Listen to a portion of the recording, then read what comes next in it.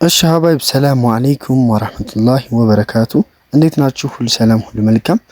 ክርስቲያን ወገኖቼ ሰላም ብያለሁ። እንዴት ናችሁ? እኛ ደህና ነን ማለት ነው። እንደምታዩት እንግዲህ ዛሬ ወረኢሉ የሚሄድ አስቤዛ ነው የማሳያችሁ። ሽንኩርት፣ ድንች፣ ጎመን ዘር ጥቅል ጎመን ለራሱ አልቀረም ማለት ነውና እንደምታዩት ነው። ዘይት አለ ላርጓል። እዚህ ፌሮ ምድጃ አለ። እዚህ ደግሞ እንደምታዩት የምጣድ ክዳኖች አሉ። የምጣድ ክዳን የኖርማል የሸህላው ክዳን ማለት ነው። ኤሌክትሪክ ሳይሆን የሸህላው ክዳን አለ የብረቱ እነዚህ ማለት ነው። እንደምታዩት ሁለት ነው የተገዛላት። አንዱ የምታዩት ወዳሂ 2000 ብር ነው። ውድ ነው አንዱ እንደምታዩት ነው። በላርጎ አላት። ላርጎ እንደምታዩት አንዱ 800 ብር ሂሳብ 5 ሊትር ላርጎ ማለት ነው። በርበሬ በ800 ብር ሂሳብ እንደምታዩት 12 ኪሎ በርበሬ አላት። ቆንጆ ማዘሪያ ያዘጋጀችው በርበሬ ነው ማለት ነውና እዚህ ቡና አላት። ቡና 10 ኪሎ ቡና 10 ኪሎ ነው ቡናው እንደምታዩት በ1500 ብር ሂሳብ። እዚህ መኮረኒ አላት። መኮረኒም እንደዛው 10 ኪሎ ነው እንደምታዩት ነው። እና እዚህ ደግሞ እጣን አላት በ1000 ብር ኪሎ ቀለቀል እጣን አለ። እዚህ ስፖንጅ ለራሱ አለ ማለት ነውና የእቃ ማጠቢያ ይሄ ሁሉ እንደምታዩት ወደ 60 ብር ፈጅቷል ማለት ነው። አጠቃላይ ወደ 60 ብር ነው የፈጀው። ያው አስቤዛ ብዙ ነገር አለው እንደምታዩት። ጨው አልቀረም። እዚህ ጨው አለ፣ ድንች አለ፣ ሽንኩርት አለ።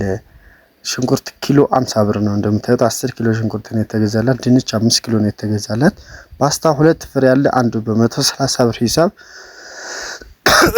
ድንች ይኸው ጥቅል ጎመን አለ። ጥቅል ጎመን እንደምታዩት ነው። ዋጋው ይሄን ያክል አይደለም። አንዷ 60 ብር ናት። ጥቅል ጎመን እንደምታዩት ዱባ ያክል ማለት ነው።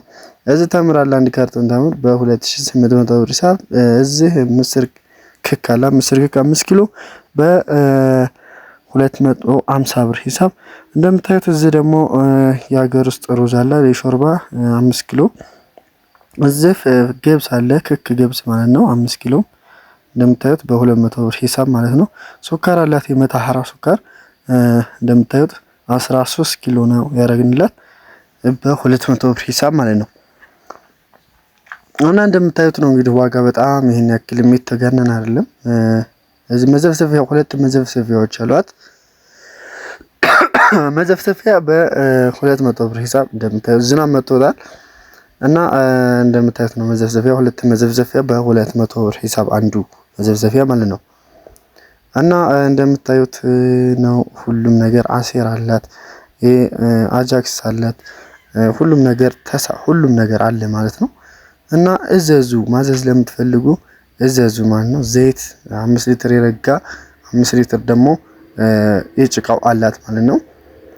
እና ዋጋ 5 ሊትር የረጋ 2000 ብር፣ 5 ሊትር ፈሳሽ ካዶ 2300 ብር።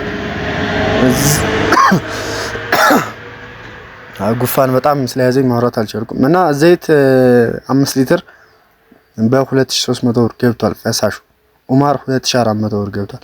እና ዘይት ነው አሁን ላይ በጣም እየጨመረ ያለው አነጋጋሪ እያረገ ያለው ዋጋ ዘይት ነው ማለት ነውና እንግዲህ ዘይት ዋጋ በጣም ኦቨር ሆኖብናል።